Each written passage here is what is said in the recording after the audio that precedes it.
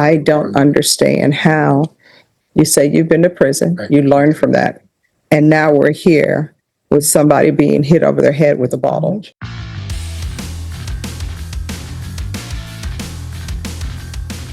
And are you Mr. Gonzalez? You entered a plea to count 2.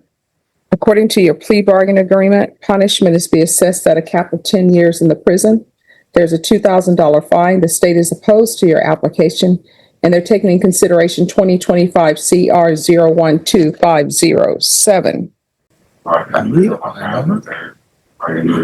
so here's the thing. This is what I don't understand, and I want to get to the crux of the issues. I don't understand how you say you've been to prison, you learned from that, and now we're here with somebody being hit over their head with a bottle. Yeah, that's enough. So what I've been trying to do is my family. Well, see, here's the thing. People always say their family needs them, but they don't think about that beforehand. That kind of, I'm not trying to go into everything you think. Was about that type of language shouldn't have been. Do everything that should have and anything that ever happened, like off camera where nobody has seen. I'm the one always trying to know why we're walking away from that is very unfortunate and different. That's never happened. Right. State, any questions? Mr. Gonzalez, you would agree that you've been on probation.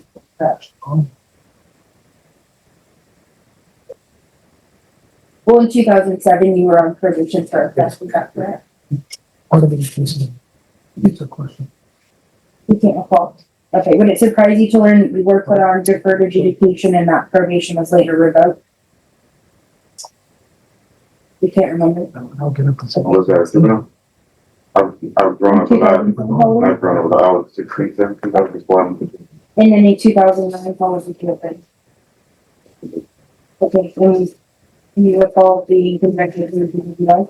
Yes, I was in jail, so I was in prison already. Okay, and then again in 2007, you were sentenced, is that correct? That was for all the same thing, at the same time. Do you recall what offense it was though on 12/3/2007? The aggravated robbery, yes. And you were sentenced, correct? That's fine. So how can you reconcile to this court that you were changed if it was only 4 years between that parole discharge and the new one? Parole discharge? Mhm. Well, from the moment that it happened, yeah. And I know that from the time that they're discharged, there's some things from here. I went into prison, I was 19, and I was a kid still. And whatever that I went through, I grew up and I'm not that same person anymore. I'm an adult. I understand everything that's going on, and that's why I try to stay away from the problems. I'm just trying to just build my life and build a family, and that's it. I don't never want to be in this storeroom. I never imagined myself being here again ever in my life. It makes me sick. If you are here again, correct? Yes, ma'am. No further questions, right? All right, any other witnesses? All right, the court will hear argument. State. Your Honor, we'd be asking for you to sentence for 10 years and deny the defendant's application. He's already taken a trip to TDC for a violent offense that was paroled 4 years prior to the same offense, so because of his history, and then he chose the underlying offense. Defense. Your Honor, the aggravated offense that he had occurred in 2007. He was 19 years old. He spent a large amount of time locked up and on parole. He's successfully charged with parole. He wasn't revoked. So he did well on parole and did well for the 4 years in parole this case happened. As the court knows, it was a lot of things going on at that bar. It was tragic. It affected Mr. Gonzalez and his life. Honestly, those he's changed from the his was if he was in prison. That's inaccurate. It's true. This particular night though, things got out of control and all the way around and made a bad decision. I understand that the court's in a difficult position, and making the decision today, but I feel comfortable that letting the court know that he's been reliable, he's been trustworthy, he's done what he said he's supposed to do while he's been on this monitor lately. We would ask the court to take a chance on him and give him an opportunity to show the court that he can in fact succeed. If he screws up, then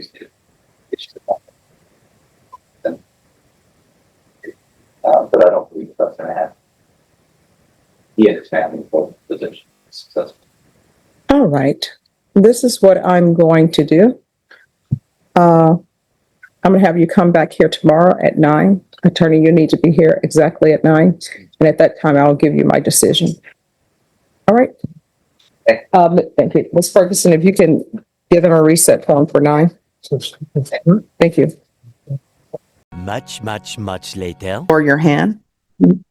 So that all parties are aware, I wanted to re-watch the video that was already stipulated to and that was a part of the evidence. So from watching the video, I want to know what happened outside.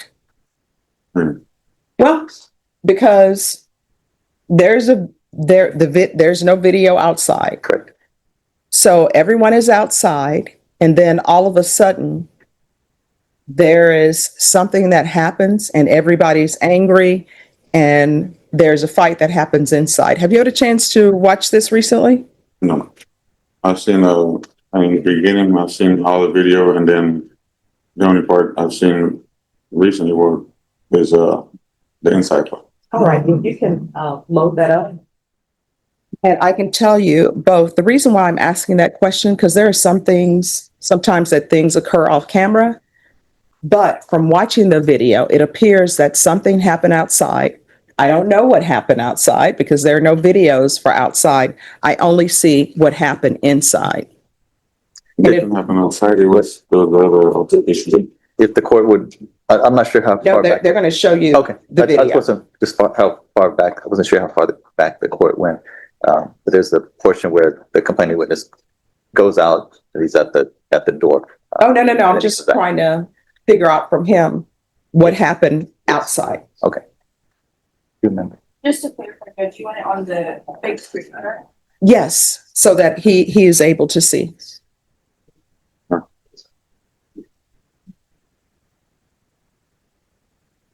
Because for the court, the stipulations, they're slightly convoluted because there was a lot that was happening at this bar. Then you have this shooting that has absolutely nothing to do with you and nothing to do with the case that's before me today. So the shooting is a whole separate matter involving someone else. And if there's no objection, if you all can just Oh, you ready for this? move towards the part where they come back from being outside.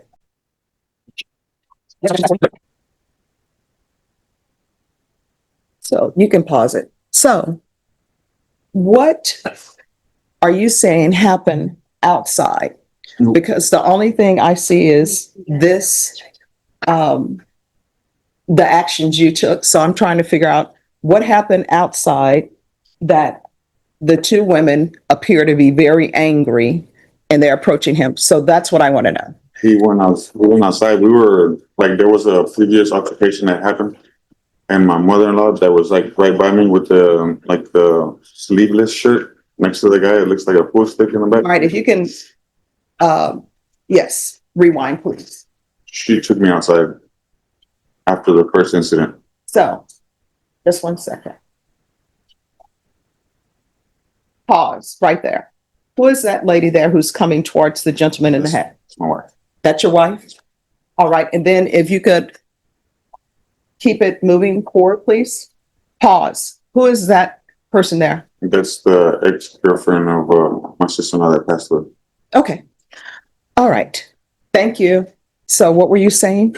We were outside. My mother-in-law, after the first incident, she had took me outside just to calm everything down. Okay, so what was the first incident? And did that first incident involve the person with the hat? This guy, Yes. they were all together. All right. So did it involve the person with the cowboy hat? I mean, the first incident, no man. Okay. So you have the first incident and it's not involving that person. Right. What incident involves him? This incident, right when we were outside, we were all trying to get in the car and to leave. There was a lot that happened. There was a lot of like arguments, like loud talking back and forth. Everybody, we were trying to get out of there. That guy goes out there to go instigate and he starts telling us stuff. I don't know exactly. He started telling my wife stuff. He started talking stuff. Everything happened real fast. We just remember the lady putting him back inside. He was the one going outside to us, telling us stuff. He wasn't like, they were all a group together. I don't know if you've seen them. Mm-hmm. Nothing was happening. He went outside. That guy grabbed the pool ball and the beer bottle. I don't know if you ever went in. Y'all can see that clearly. That I don't know what they had planned, but he went out there to go instigate and tell us stuff. My wife came in and I saw her go very aggressive to her. I remember the first incident when they grabbed my sister-in-law and they put her in a headlock like she was a lady. And Okay, nothing so even that- happened yet. Are you saying that incident with her being placed in a headlock happened outside? That was inside. That was on that side to the left, way in the back on that side. Mm-hmm. Well, that's where the first incident. If you see that table, it's like this, and that's how it happened over there on that side. I don't know how that didn't get caught on camera. Why did you all proceed to come back into the bars? The instigator. No, I mean, if there's an instigation that happens outside, Huh? Just- if there's an incident that happens outside the bar, and it appears that the people you are saying are the instigators are inside the bar, why didn't you all just leave? Why did you come back inside the bar? Right. I went. Everybody was drunk, man. They had already grabbed my sister-in-law in the headlock. That's not the environment for anything. My wife went inside after that guy from whatever the threats and the whatever he was talking and saying. And she goes straight up to him, and I just remember my sister-in-law. That's all I remembered was that guy having her in the headlock and everybody trying to get him off her, and she's a lady. And I didn't want that to happen to my wife. I know that there's other things that I could have done. Or just moving to get my wife out of there. I didn't want nothing to happen to my wife. But you all are already outside the bar. Why are you all coming back inside? I wanted to make sure that my wife, nothing happened to her. It was very aggressive, as you can see. They were telling each other stuff back and forth. I didn't know what was going on. I was drunk. I stopped drinking since that day because a lot happened, and I just want to move forward and change my life. And I made a mistake that shouldn't have happened. No. Let's not do with, I made a mistake. You made some choice. Decision. And so I want you to listen to my question. So you're outside in the parking lot. And I'm assuming your wife and and the other person that you're with, the other female, y'all are all in the parking lot. There's actually some tables outside that door. Okay. So you guys are outside. So when the instigators went back inside the bar, why didn't you all just leave? Why did you all come inside the bar? I was trying to protect my wife. I didn't know it was a lot happening. There was a lot of guys there. Everybody was drunk. But at that time, I just wanted to protect her. No, I understand that. Here's the thing. My question is, all of the people you care about, they were outside. Is that correct? All of us, yes, ma'am. All right. So my question is, people are drunk. There's some instigators. You all are outside. The people who are instigators go inside the bar. Why didn't you all just leave? Why are you and your loved ones coming back inside the bar? That's what I'm trying to figure out. I think at that point, just because of the environment that it was in, it was already hostile. Everybody was arguing. Everybody was under the influence. I think that's the reason, if you ask me, because if me personally, if I was sober, if we were all sober, I'm pretty sure we wouldn't have even still been outside arguing and trying to get in the car. We would have left. But I think for the fact that everybody was under the influence, that's what drew everybody back inside. All right. It was not an intentions to fight with anybody. I really wanted to leave and get out of it. Like, I couldn't leave by myself. I had to make sure everybody got in the car. All right, State, is there any restitution that's owed? I didn't see it in the PSI. Okay. Somebody mess with our AC. Yes, it's really hot in here. Either way, I'm having a hot flash. No, it's hot. It's Okay. really hot. All right, thank you. To the young people, is it hot in here? It's not. They're not young, Judge. the amount. All right. Just a second. This is what the court is going to do. I'm going to give you a choice. There are only two choices. There are no other choices.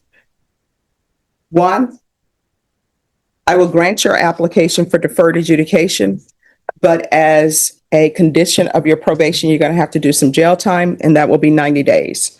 Or two, I will give you a conviction, and there's no jail time. It's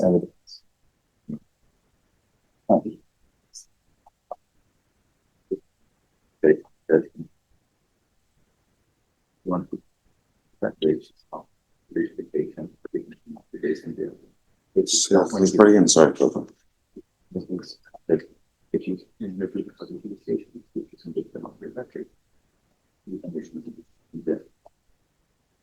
Between myself, that's for the litigation. Oh, and I'm sorry, state, if I could have that, just, yes. That's my mom. Which do you prefer? Because let me explain something to you. Number one, I understand that you're saying you're intoxicated. It appears that everybody is intoxicated. And it goes back to what I say, nothing good happens after 10. That time keeps getting pushed earlier and earlier the older I get. But there needs to be some form of punishment for you, because even though you were intoxicated, the instigators were intoxicated. What you did and the actions you took were not proper, right? So your punishment is either you will have a conviction or either you will have deferred adjudication, and you're going to do jail time starting today as a condition. So which do you prefer? I'll take the conviction on my record. There's no jail time, right? And Judge, if the court were to call from yesterday, the wife has lupus and Yes. she has regular episodes, and he's the only caretaker for her. No, I understand. I have people in my family who suffer from lupus. I know 90 days, but I can't leave her for herself. So, No. Here's the thing. I just want a decision. I understand. So, He's asking for the regular probation, Judge. all right. The court will find you guilty. The court will sentence you to 6 years in the prison, suspended and probated for 6 years. There's going to be regular reporting by Zoom or in person. Regular random UAs. And I'm going to order anger management. Right. Counsel, sorry, sometimes it takes me more than a day because I have Not to a think problem. about things. Not a problem. Thank you. All right, thank you. Thank you. Yes. Excuse me, I misspoke, so my brain was jumbled. The Sure. bar is called the Tropicana Sportswear, but it's located on computers. All right, let me do this. We're back on the record. So there's to be no contact with, and what's the bar's name? Tropicana Sportswear. Tropicana Sports Bar, located at